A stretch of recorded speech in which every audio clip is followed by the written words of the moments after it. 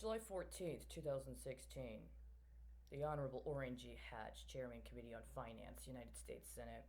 Dear Mr. Chairman, the United States and many of its trading partners have established laws to remedy the unfair trade practices of other countries and foreign companies that cause injury to domestic industries. U.S. law authorizes the assessment of anti-dumping duties on products exported to the United States at unfairly low prices, i.e., dumped, and countervailing CV duties on products exported to the United States that are subsidized by foreign governments. This goes on. It is 112 pages.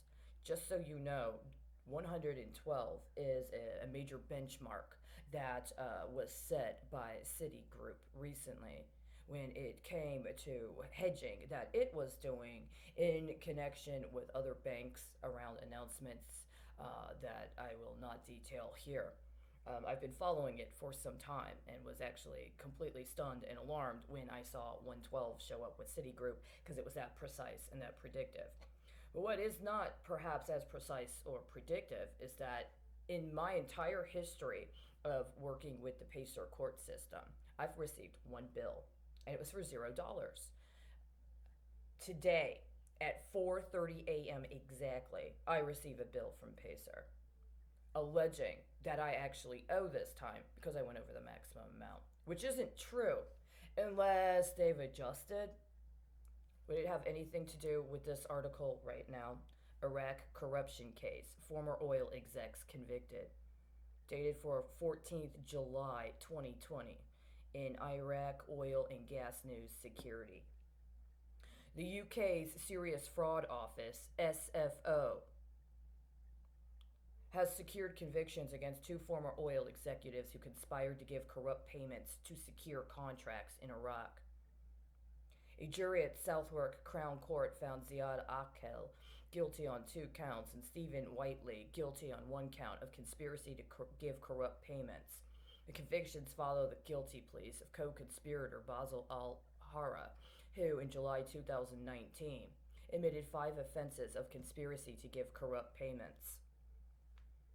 Last July, I contacted an alleged securities broker after I understood he had already set up an electronic account in my identity and started using it for illegal trading activity before I had signed the agreement. I couldn't sign the agreement because I couldn't even read the second page of the agreement. And my understanding is that for years, he and other people, specifically in Texas, have been allowed to create fake securities and use them. I believe they consider them to be as derivatives in efforts to defraud various insurance companies. So I sent him, almost to the day a year ago, information that I understood was directly connected to those electronic accounts he had running on my identity. Now, this person claims to be a former member of the military, and I believe he is connected to the Army Futures Command in activities like his and other people alleged to be under some sort of authority or cover of the United States military are literally engaging in illegal securities deals in the United States to finance acts of domestic and international terrorism. It's also important to know that at least up until the end of last calendar year, Vincent and Elkins alleged that it had a member of its law staff, a person that was affiliated with its firm, on the Ministry of Oil and Gas in Iraq. And so when I am tracking how cases in the United States, including parent-child agreements that are articulated as possession of the child or possession of the body of the child, who, by the way, is not dead yet, as opposed to custody, and then I'm able to literally track it to public announcements from Vincent and Elkins connected to private equity or the energy sector, you better damn well fucking believe that this bill at 4:30 a.m.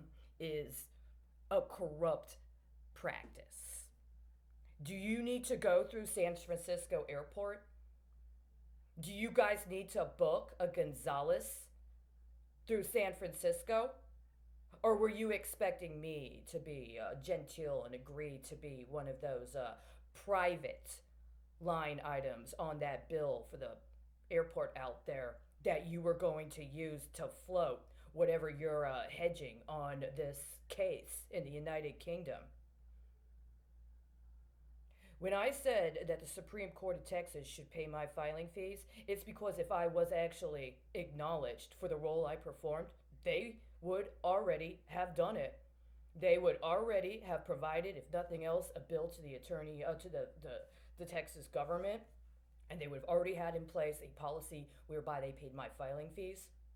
They paid for my surety. If anything needed to be put into escrow in order to secure a recovery for somebody I was working with, they would have paid for my printing fees, so I would have had the appropriate copies in the manner I did.